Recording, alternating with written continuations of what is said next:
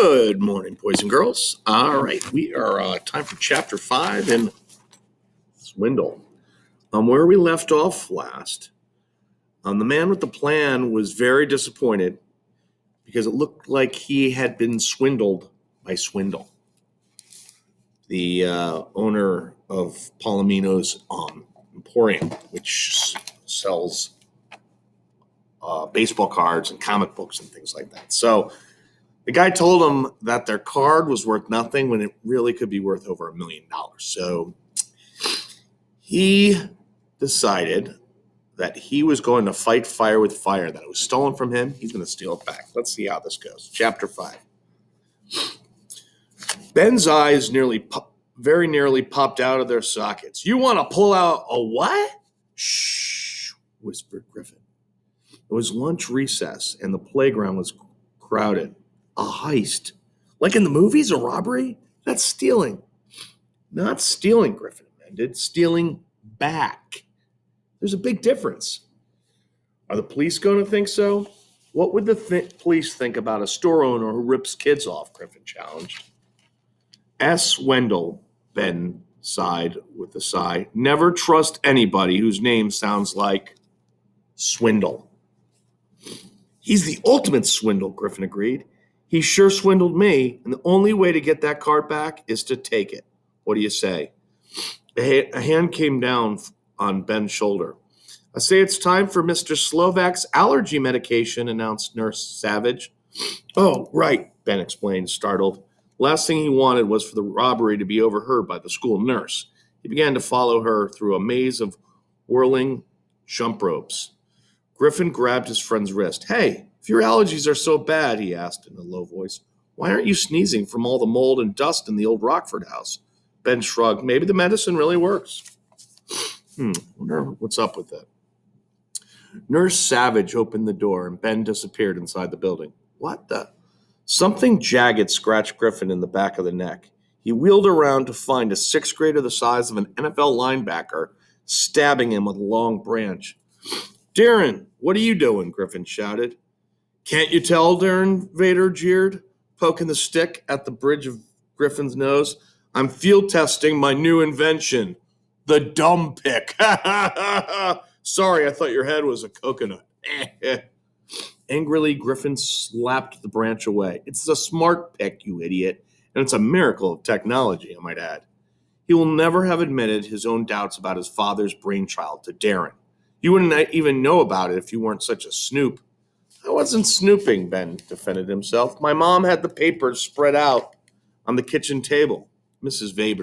Vader was the lawyer who filed the smart pick patent.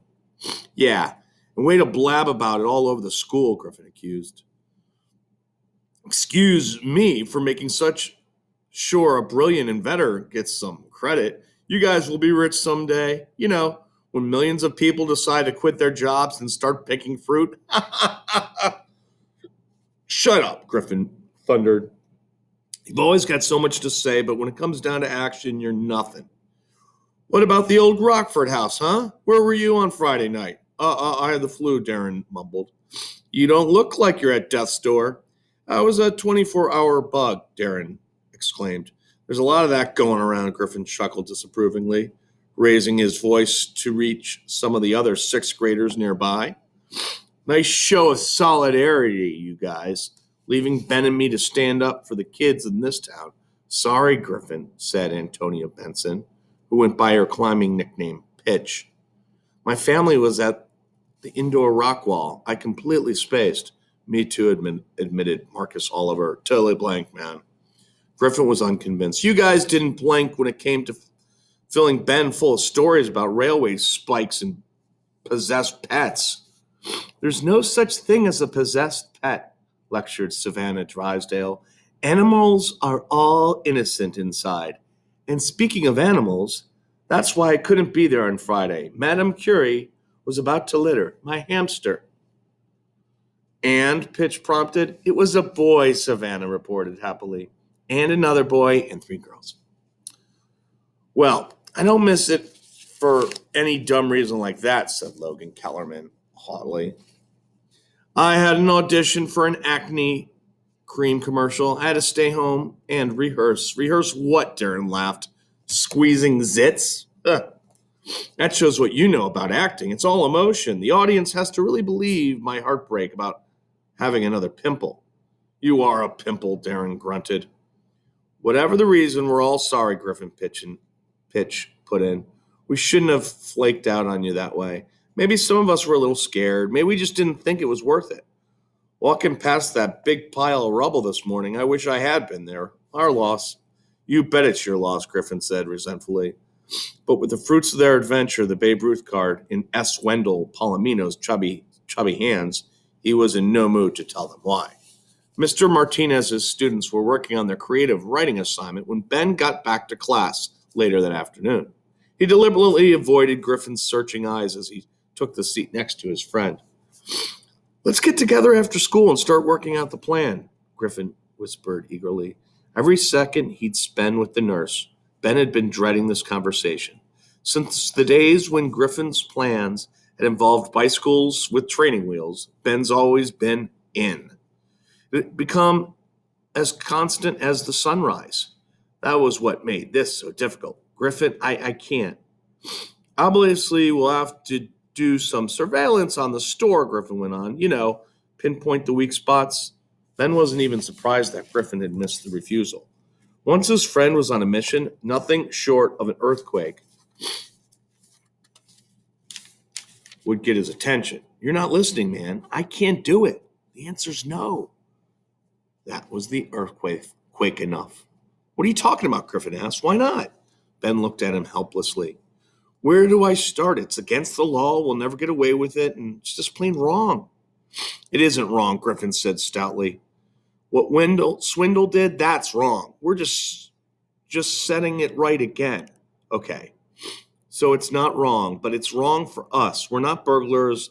I know we talk about how kids can do anything adults can, but we can't do this. Griffin's voice rose in tone and volume. Then Swindle wins. Shh, hissed Mr. Martinez behind his desk. How can you let that jerk get away with taking advantage of us? Griffin continued in a slightly lower voice. How can you let him get rich doing it? That's my card, my money, our money, because I was going to give you half. I don't want to be rich, Ben shot back. Okay, maybe I do, but not this way. Boys, quiet, the teacher said warningly. I have to do this, Griffin pleaded. I can't explain, but there's a good reason. Of all my plans, this one is the most important. You always say that. Every plan is the most important till the next one comes along. This time it's true, Griffin exclaimed. The money. Griffin and Ben, Mr. Martinez interrupted angrily. Since you can't work quietly as neighbors, you're going to have to move. Ben, you go over and sit with Logan. Griffin, take the empty desk behind Melissa. But Mr. Martinez, Griffin began. Now, as he gathered up his papers, Griffin looked beseechingly at his best friend. He mouthed the words, please. Ben could barely muster the strength of will to shake his head no.